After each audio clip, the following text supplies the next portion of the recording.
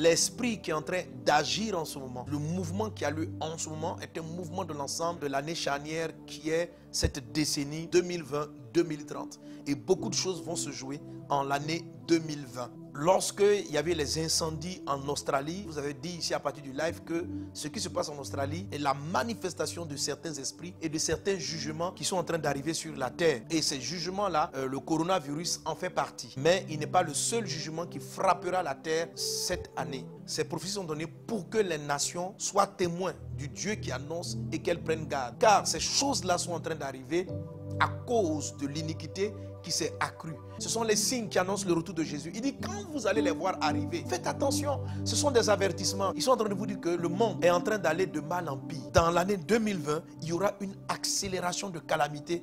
Ça va s'accélérer comme ça, l'une après l'autre, avec des petites brèches d'accalmie. Quand vous allez vous reposer pour une chose, il y aura un autre problème qui va apparaître. La prophétie du 31 a dit, je parle à la France, la prophétie du 31 dit, Marche, esprit de guerre, spirit of war, dans de nombreuses nations. in many nations. Tu frappes, You strike, en deuil, verse le sang. you pour out blood. Le Togo pleure, Togo weeps. le Gabon, Gabon, la France est paralysée. France is paralyzed.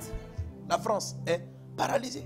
Et je ne peux pas m'imaginer un tel niveau de paralysie. Et ça ne s'est pas produit en février, ça s'est produit en mars. Exactement, je dis, waouh, Dieu. Je te ramène maintenant à 2 Samuel chapitre 24.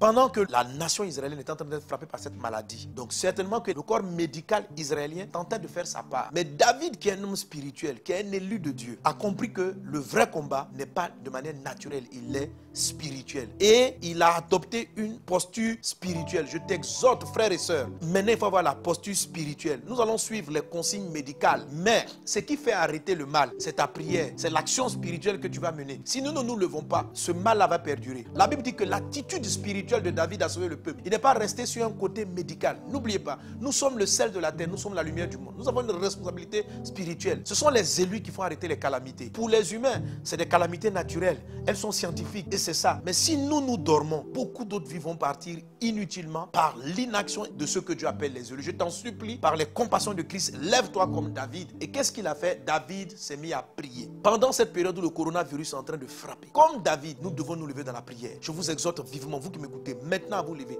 Qu'est-ce qu'il a fait? Il a bâti un hôtel de prière. Alléluia. On va bâtir des hôtels de prière. Des hôtels de prière, c'est dans ta maison, tu vas te réveiller et tu vas prier. Une prière devient un hôtel de prière quand c'est une heure fixe, un moment fixe où tu te retrouves et tu pries. Et tu pries. Alléluia. Alors je t'exhorte, toi qui entends le son de ma voix, à te lever à partir de maintenant et à prier. Je vais dire pour la plupart à 4h du matin ou à 4h30 du matin, fixe quelque chose. Avant le lever du jour, il faut que tu dévances le lever de l'aurore et tu te lèves dans ces heures-là qui précèdent le lever du jour. Si vous êtes dans une région en train de m'écouter où votre soleil se lève à 5h, levez-vous vers 3h. Il ne faut pas que le soleil se lève sur toi dans cette période-là. Lève-toi et prie en tant qu'élu de Dieu. La Bible dit que Moïse se levait avant le lever de l'aurore et il partait confronter Pharaon. Donc, lève-toi avant le lever du soleil et confronte l'ennemi dans la prière. Vous tous qui m'écoutez, choisissez à partir de maintenant une heure matinale. On va bâtir nos hôtels de prière. Tous les matins, nous allons être là jusqu'au mois de mai. Et nous allons rester là dans la présence de Dieu. Si vous êtes d'une autre église, vous êtes pasteur d'une autre communauté, faites-le avec votre communauté. Que le peuple de Dieu se réveille avant le lever du jour et commence à élever le nom du Seigneur. Célébrons Jésus. Élevons-le. Il est plus grand que le corona.